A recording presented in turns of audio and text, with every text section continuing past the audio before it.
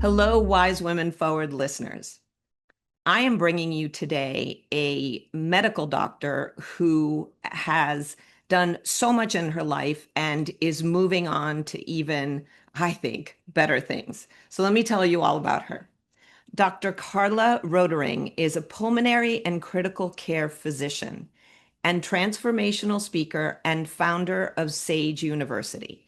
It's an educational platform dedicated to bringing together the full spectrum of healing modalities, from science and medicine to consciousness, spirituality, and emotional well being. She has over 4 decades of medical experience and an equally deep journey into spiritual psychology. And what she does is she designs experiences that help people live fully integrated lives. And she's pioneering a new vision of medicine that honors the whole human being. Such necessary work. Thank you, Carla, for being with us today. Thank you so much for inviting me to have this conversation with you. Yay. So, Mm. the first thing I want to ask you is from that deep of a medical background and success, what had you move into a more spiritual place with medicine?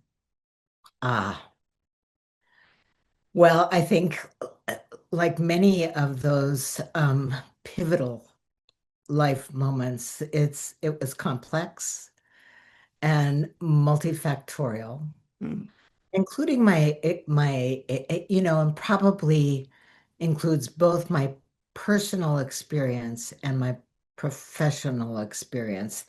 And I would just say that, I was traditionally trained, lived within the paradigm of what I knew in conventional allopathic medicine and did a really good job of that.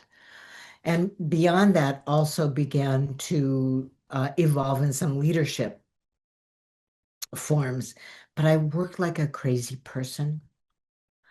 And it continued to be driven and driven to make the kind of difference that I could almost reach, um, but not sustainably and not in a fulfilling way for me or what was possible for my patients. mm,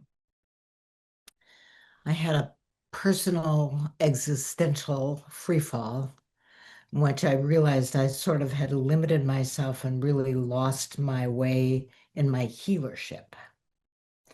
And I came into medicine with a firm understanding that this was my life's work, mm, almost against my own grain, right? I was a poet and a musician and uh, so really found myself sort of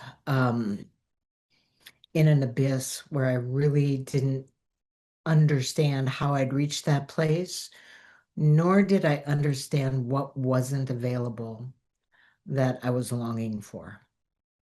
And at the same time, I was chief of staff of a big medical center in Phoenix, Arizona. And part of that work could be done by a robot.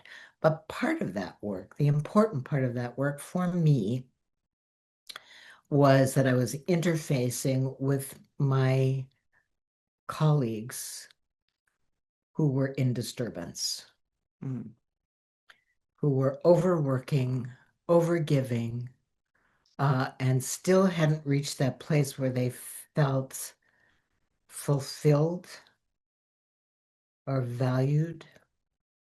Um, and we all came to this to add goodness and meaning, at least in part, to the work of our hands. And began a master's program in spiritual psychology at the same time, which which allowed me to see beyond the construct in which I was operating. Uh, Things I'd never heard of before, things I'd never considered before, things that I had judged before as frivolous and silly. So, kind of all of those things came together. Uh, and I remember, I remember one of my first awarenesses was that I was a lung doctor. Mm. And I never had a conversation with patients about breath as medicine, right? Like it did not occur to me that, and as I began to, implement that in my own practices and in my own well-being, um, I, and you'd think that when I would have had an immediate understanding that this is translatable into the work of my hands, right?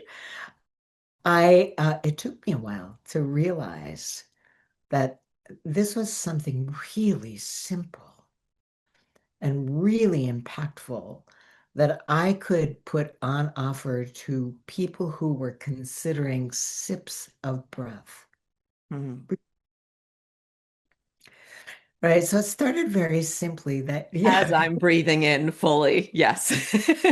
yeah. And just really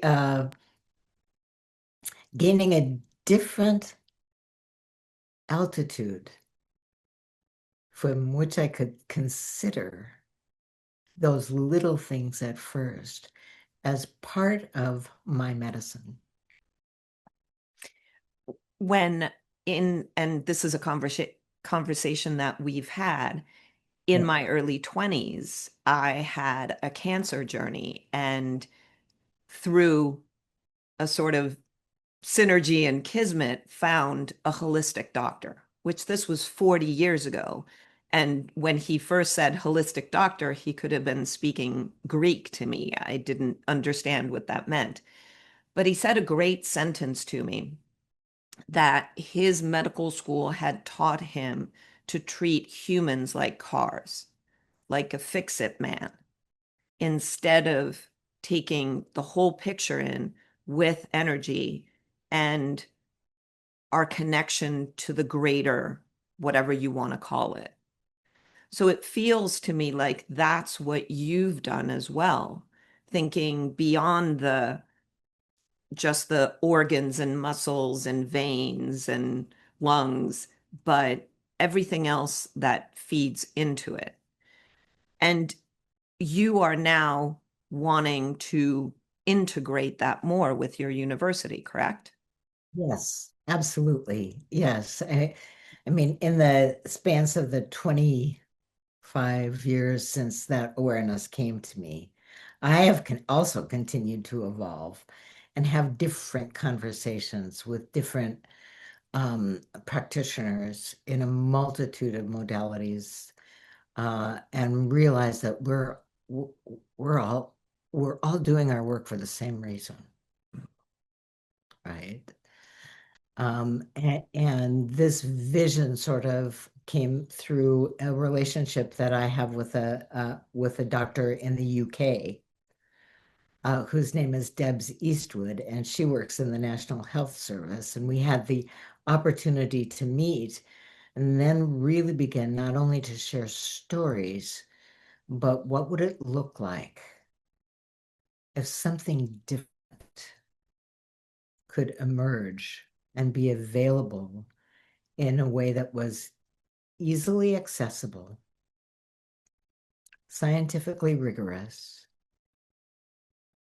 ethical, and vetted, right? So that there is a trustworthy source where people can go with confidence to explore areas that they may not know much about, um, but are that live in the field of possibilities of healership. Mm, yeah. Yeah, yeah. I love that because you're giving the science with what has usually been kind of named as woo woo, Yes. all Mm, this different stuff. It does, I believe, take a partnership between the health practitioner and the patient. And for instance, I had a 5-year fertility journey to get to my daughter. And right at the very beginning, I could hear a voice inside my head saying that it's something simple, it's something simple. But I went down the, fertility medicine route and did the IVFs and all of that. And after a massive miscarriages, was basically told, you can't. And it was in that, oh my God, that I went quiet, listened inside, and eventually found a doctor who found that simple thing that was basically killing off the pregnancies, but it was simple to solve. Yeah. And so it takes the patient being willing to listen and to become their own healer as well. What do you think of that? So, so first of all, congratulations. Thank you. Yes, I have a beautiful 19-year-old who was like conceived naturally without people in masks and machines. So it's no secret. And a couple of things come forward. One is that we always consider anything outside of our sort of fierce, uh, intense medical machinery when that doesn't provide us with what we're looking for, then we consider anything else last resort. Hmm.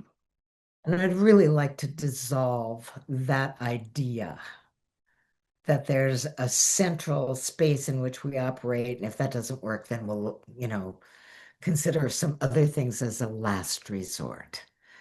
Um, but we are, so I just wanted to say that, but we're really committed to the understanding that this is a way for both practitioners and patients. I'm not even sure that's the right word anymore, but we'll use that because it works in this conversation, to reclaim agency, Hmm. dominion, and to be collaborative and partnering in this shared healing journey that will lead in directions that are yet unknown. And so to go to, to kind of stumble along a path that has, unknown obstacles, we have to be partnered. Yeah. We have to be able to trust one another. And one of the areas in which I think we've made great efforts to suppress over time is the expertise of people who are seeking care. So we have our line of genius, whatever that may be, right? But patients come to us as experts in conversation with their own bodies and uh, in the experience of their own human life. And uh, we have dismissed that expertise as not relevant when there's probably nothing more potent than to bring that into the healing crucible, and stir it up with everything else that Yeah. we've got in that pot. And that is where wisdom meets medicine. And so Sage University, Mhm. right? That's what you've called it, that you and Dr. Eastwood are creating. Is Yeah. it a both medical practitioner and patient forward platform, meaning that somebody looking for health answers can go and educate themselves, just like a general practitioner, MD, can come on and educate themselves about a different modality? Yes, absolutely.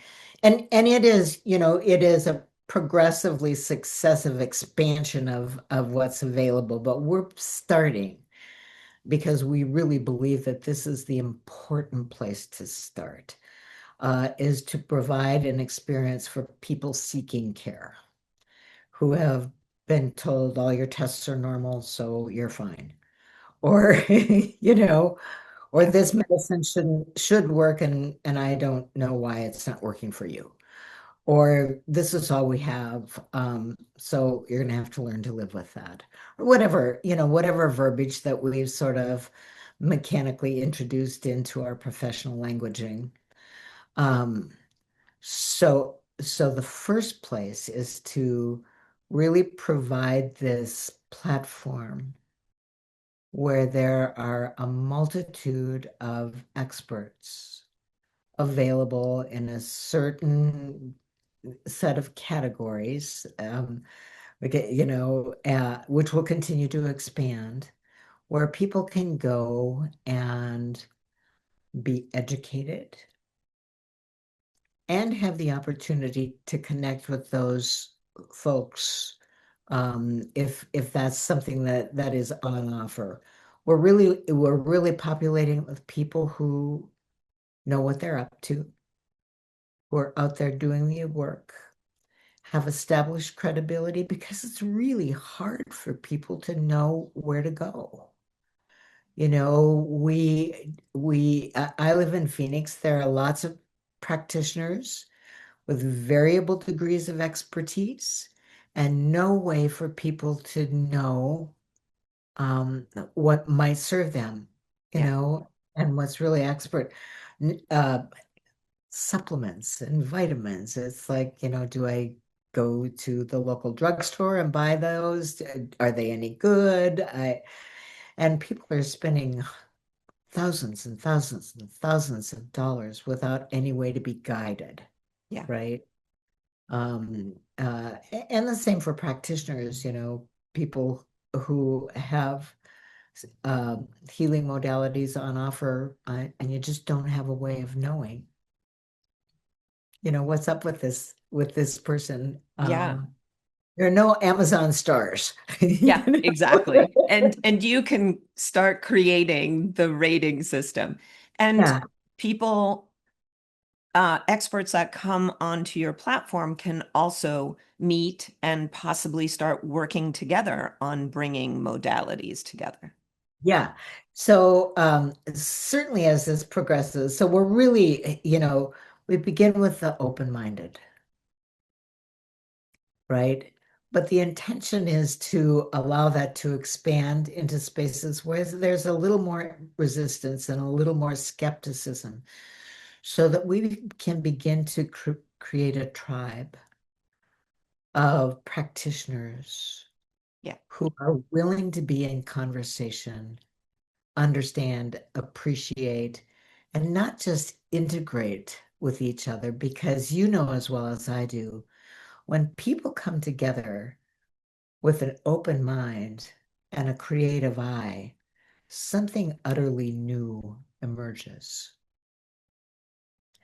And so we're really looking at a new way of understanding medicine down the road that is driven by both educated patients and integrated, if you will, practitioners to create a new medicine with global coherence, Yeah. Yeah. right? With global coherence, because so I speak as somebody from the US who comes out of that system. Deb's Eastwood comes out of the UK, where the system is entirely different. And no surprise, the concerns are exactly the same, Of course. because the systems are created to create throughput, to be fiscally responsible, to create paradigms inside which therapeutic interventions take place. And you have to ask permission to Yeah. move outside of those. So, and all the folks that I've met across the globe, really, the limits, the artificial limits that have been placed on the beloved profession of healership, have become so invisible that those conversations and the coherence of the tribe is fundamental to creating this movement. Yeah, where healing has to be at the core and the most important. And I'd like to kind of name the elephant in the room as well, which uh, in our film Wise Women, we kind of point towards the medical community and say, hey, you've got the whole wrong idea about menopause, right? That it's not a kind of modern oops of nature, but it's an evolutionary adaptation that's super important and that actually transitions you into the wisdom and leadership phase. So it's a very important phase of women's lives where medicine thinks we're supposed to be dead. So we point at that. And it's part of the conversation that women's health has really not been paid attention to enough and at the forefront enough. Correct? How do you feel about that, having been in medicine for so long? Well, having been in medicine for so long, having been a woman in medicine, Yeah. at a time when that was fairly pioneering, especially in a field that was unusual for women. I remember old family doctor saying to me, "So you're going to be a doctor, Carla?" And I said, "Yes." And he said, "Good. We need more pediatricians." Yeah, do the girly things, pediatrician, OB. Yeah, Yeah, do all yeah. the, If yeah, your hands are good, yeah. exactly.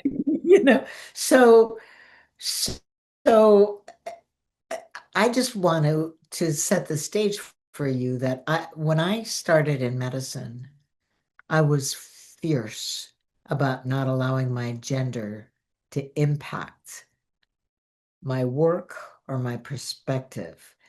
And so I would suggest to you that I probably missed a lot of what was right in front of my eyes Hmm. because I refused to see it because somehow I didn't want to be identified as the woman doctor who talks about women things. So I want to let you know I'm over all that. And that's despite the fact that when I went uh, in with my first pregnancy, my OB told me that I was RH negative, and I was very concerned and asked him many questions. And this was a long time ago. My kids are in their 50s. Um, uh, and he literally got up from his chair, came around to me, patted me on the head, Oh, and said, "You just go home and have a nice baby and let us worry about this." oh my God, they're saying that to doctors. Yeah. So I wasn't a doctor yet, but But you were along the way, you but know? I was a human being with a fear about something I knew very little about except the words blue baby. And I was intelligent enough and concerned enough that I wanted to have a conversation. And as I witnessed, the last 45 years in medicine, not only do I continue to see that among individual physicians, that the how women present with the same set of symptoms with which men present are considered emotional. Um, the word hysterical is formed that way for a reason, right? And the irony is that all humans have this, and I think in particular women, at least at this point in our evolution, have an inner knowing that is trustworthy. And you talked about that in your own experience. Yeah. And we've really been taught to silence that voice, which will not be silenced, by the way. It just will continue to yak at you, Yeah. you know, um, and be compliant and be pleasing and follow like lambs. And if we become a little more assertive in our request to be considered of equal partnership in this journey or ask for more information, there are names attached to that behavior that are unsavory, Yeah. different than the names attached to men's behavior. And this is not a new conversation. It's not new information for you. But I think that part of what is true of many professional cultures, that it's so deeply embedded and emerges from a time when that was the prevailing mindset, that it literally takes loud voices to get people to notice that's not okay. That maybe in the same way as the Me Too movement came forward, it's like it wasn't just that people were horrified and decided not to talk about it. They weren't horrified. Yeah. You that's just something that could happen. You know, we should dress differently, present differently, speak differently. It's on Uh, us. Yeah. it's on us. So shifting this paradigm. Now, the good news is that they're actually, I think this is good news. I'd love to continue to see balance, but they're now about 51% of medical school classes are composed of women. Mm. And if we can survive the indoctrination during medical school, we can bring a different voice to those conversations and a different awareness about this inequity uh, and judgment that we hold about women who go to the doctor. Yeah. Um, Yeah. uh, And and be, and for me, it's also having the postmenopausal doctors, female doctors, where their tongues have been untied by the estrogen being gone and no none of that biological need to be malleable and to be nice and to not rock the boat, just like you and Dr. Eastwood, to speak and to change things. yes, yes, and there's a certain, so thank you for that, because as a clearly significantly postmenopausal woman, who has spent a long while really learning about liberation, personal liberation on behalf of the greater good, right? Um, I have abandoned some of my acquiescence to the collective voice. Now, I want you to know that I've not exactly ever been quiet. It doesn't seem so, no. But that's what's Um, amazing. Neither have I. I've usually been, oh, God, there goes Dominique again, even in my 20s, 30s, 40s. But there's a difference. yes. Once the hormonal roller coaster is done, oh my God, the directness and focus, and I don't give a damn anymore what you Yeah, think of me. yeah. And it's really so thank you, thank you, thank you. For me, it is I've kind of moved a little bit from I don't give a damn what you think about of me anymore, where it is not my concern Yeah, you think of me anymore. I have nothing left to prove. I'm all about putting goodness into the world.